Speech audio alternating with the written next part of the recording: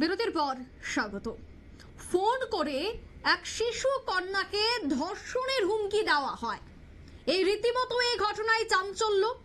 যুবকের বিরুদ্ধে এবার পদক্ষেপ গ্রহণ করার, অভিযুক্তের বিরুদ্ধে পদক্ষেপ গ্রহণ করার এবার কিন্তু দাবি উঠছে। ঘটনা উত্তর 24 পরগনার বসিরহাট মহকুমায় স্বরূপনগরের গোবিন্দপুর গ্রাম পঞ্চায়েতের গুনরাসপুরের ঘটনা।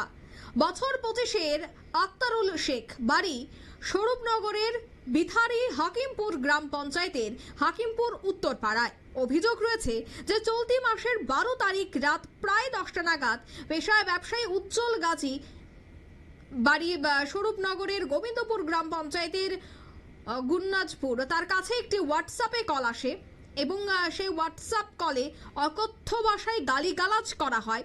সে সাথে বলা হয় যে 5 বছরের শিশু কন্যাকে স্কুল থেকে তুলে নিয়ে ধর্ষণ করা হবে। উজ্জ্বল গান্ধীর অভিযোগ যে আকরারুল শেখ ফোনে তাকে হুমকি দেয়। ইতিমধ্যেই স্বরূপনগর থানায় একটি লিখিত অভিযোগ দায়ের করা হয়েছে শিশুর পরিবারের পক্ষ থেকে। ওই শিশুর স্কুলের পক্ষ থেকে অভিযোগ দায়ের করা হয়। যুবক আকরারুল শেখ পলাতক। তদন্ত শুরু করছে এবার স্বরূপনগর থানার পুলিশ। কি রয়েছে বিস্তারিত শোনাচ্ছি।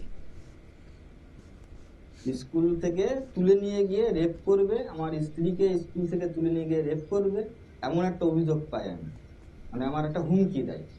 কেন কি জন্য তাও জানি না, আমি তার চিনিও না। নাম্বারটাই হয়েছিল, নাম্বারটা নিয়ে আমি থানায় জিডি করি তার ফার্স্ট সকালেই। তারপরে আপনার সে তারপরের দিনও কোনো উত্তর দেয়নি থানা। তারপর আবার স্কুল থেকেও আবার থানায় জিডি করা হয়। এখনো পর্যন্ত কোনো কিছুই আমার সুরাহা হয়নি। কেন কি বৃত্তান্ত কিছুই জানি না। নাম্বার বেসিকে আমি খুঁজে পেলাম, এই ছেলেটার নাম আক্তারুল শেখ, বাড়ি হাকিমপুর, যার সঙ্গে যার সাথে আমার কোনো রিলেশন নেই, কোন ব্যবসায়িক আত্মীয়তা, দুশ্মনী, কোনো কিছুই রিলেশন নেই। কিন্তু আপনারা শুনলেন এই ব্যক্তির বক্তব্য। তিনি অভিযোগ করছেন যে ফোন করে হুমকি দেওয়া হয়, কিন্তু কারোর সাথে কোনো ধরনের শত্রুতা আমি নেই।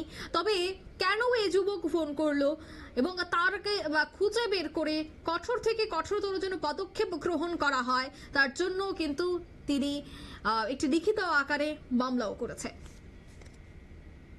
নিয়ে নিচ্ছে এই মুহূর্তে ছোট্ট একটি বিজ্ঞাপন বিরতি, সঙ্গে থাকুন।